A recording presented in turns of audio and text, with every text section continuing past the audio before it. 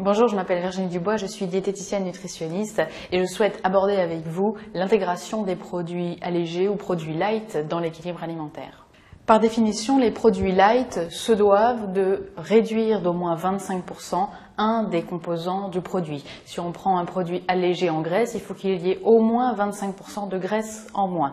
Dans les supermarchés, vous pourrez retrouver divers produits light ou allégés. On a évidemment les laitages qui ont été les premiers produits allégés proposés, notamment le lait écrémé et les différents yaourts allégés. Mais on a aussi le beurre allégé, on a le fromage allégé, on a aussi des plats cuisinés light et puis les sodas, évidemment, très consommés, c'est soda light.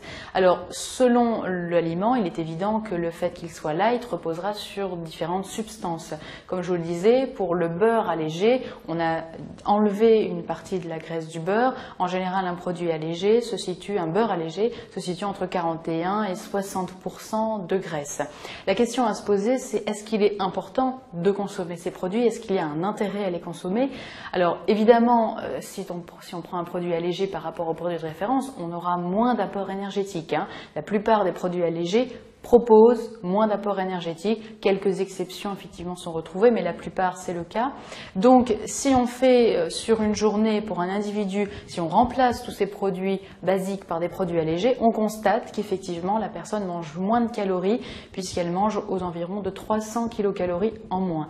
Donc si c'est reproduit sur plusieurs jours, la perte de poids est possible. Mais, et c'est en ça où c'est un effet un petit peu pervers, c'est que ce qu'on remarque, c'est que la personne qui mange des produits allégés ne mange toutefois pas moins de calories sur du moyen terme, parce que soit elle mange plus du même produit, auquel cas évidemment il n'y a plus l'intérêt du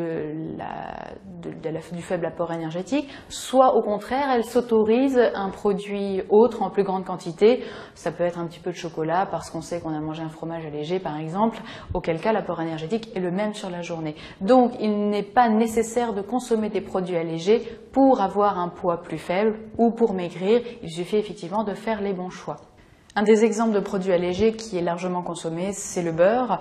Le beurre allégé contient, au lieu d'avoir 82% de matière grasse, va contenir de l'ordre de 41 à 60% de matière grasse.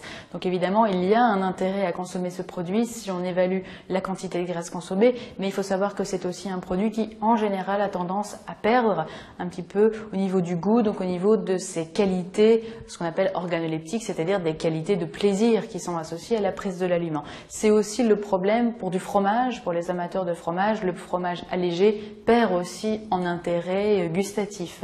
Donc ces différents produits, il faut savoir que certains effectivement vont apporter de moins de calories, d'autres vont ne plus en apporter du tout. C'est le cas du soda. Le soda light, quand on regarde la composition, il n'y a plus d'apport, quasiment plus d'apport énergétique, parce que sur un point de vue technologique, il y a tout à fait possibilité de remplacer tout le sucre par, en général, des édulcorants de synthèse, et notamment de l'aspartame.